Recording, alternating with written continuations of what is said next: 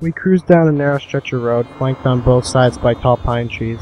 The headlights beamed out on the open road, and everything outside the beam was pitch black. Everything was silent aside from the rock music blaring out of the car's sound system, causing the windows to buzz and shake from the excessive bass produced by a stereo system. I glanced at my friend Jeremy. "Come on, Jeremy, you know that old Lorna wants it," I chuckled to myself. Jeremy stared at me obnoxiously, before slamming his head on the dashboard. "Leave it out, Al. We're over. Will you stop fucking picking at it?" I knew what enraged Jeremy, and I enjoyed playing on it. The mere mention of his ex-girlfriend, Lorna, drove him into a frenzy. "Hey, Al, you should have took the turning back there." Jeremy glanced over his shoulder, watching the last turning we would see for hours fade away into the distance. "Don't worry, Jeremy. There'll be another turn up here somewhere." I was wrong. Dead wrong. We've been driving for hours. I was drowsy, and Jeremy had fallen asleep hours ago. To my utmost surprise, I saw a rundown motel on the side of the road. The neon light that illuminated the parking lot was somewhat dim and had a fair few bulbs needing replacement. I pulled into a parking lot, nudging Jeremy slightly. "Hey, fucking sleep here tonight, yeah?" Jeremy shook his head anxiously. Climbing out of the car, I've seen enough horror movies to know that this kind of place is where you get cut up by some hockey mask wearing cripple. I mean, what the fuck? The Sunrise Motel? We're in the middle of Illinois. Hardly the sunniest state. I merely shook my head, a small grin appearing across my face. I should have listened to him. By God, I should have listened to him. We made our way into an empty reception. I approached the counter when, to my surprise, a frail old man jumped up from behind the desk, donning a mask reminiscent of Leatherface in the Texas Chainsaw Massacre franchise. The old man tore the mask from his face, smiling crudely. "I like to frighten them old guys, you see.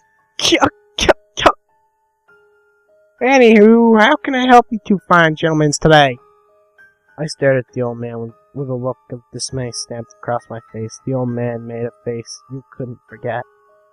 His artificially dyed black hair was thinning out. His hair reeked of the stench of pomade. He was disgusting, ugly if you will. Could I get a room? Sorry, 2 rooms? I inclined my head slightly, furrowing my brow. "Sorry, young man. I only got 1 room's available. You and your buddy are gonna have to camp it out together tonight." We went through the routine of paying and collecting the room keys, then making our steady descent up the steep flight of stairs to our motel room. Upon entering the room, the stench of rotting flesh made its way into our nostrils. "Yuck!" screeched Jeremy. I paid it no mind. What else could you expect in a sleazy, low-budget motel? We made the bed and tucked down for a long night of well-deserved slumber. It must have been 10 minutes into my doze when I awoke to a rapping at the bedroom door. I approached the door cautiously, taking a hold of the fire poker carelessly laid out across the mantelpiece. I opened the door a smidgen only to see who I thought was the elderly man donning his mask. "You're so funny. You like to scare the guests, right?" I tried to close the door, but the man pushed the door forward with brute force, tearing the latch from the wall. He grabbed me by the throat, and I found myself unable to move. Let go! Let go, you fucking psycho!" Jeremy woke up frozen with fear, watching the struggle between myself and the man. The last thing I can remember was him turning the fire poker on me and plunging it into my stomach. Whoa! The car swerved into a verge on the roadside. "Shit, Jeremy, I must have fallen asleep at the wheel!" I glanced at Jeremy, shuddering. What a nightmare. We proceeded on with our car journey. "Al, you missed the turning." I glanced over my shoulder, shrugging absently. There'll be another one nearby. We drove until our eyes were heavy with sleeping bags. "Hey, a motel!" declared Jeremy. "The Sunrise Motel. Sounds like a nice place."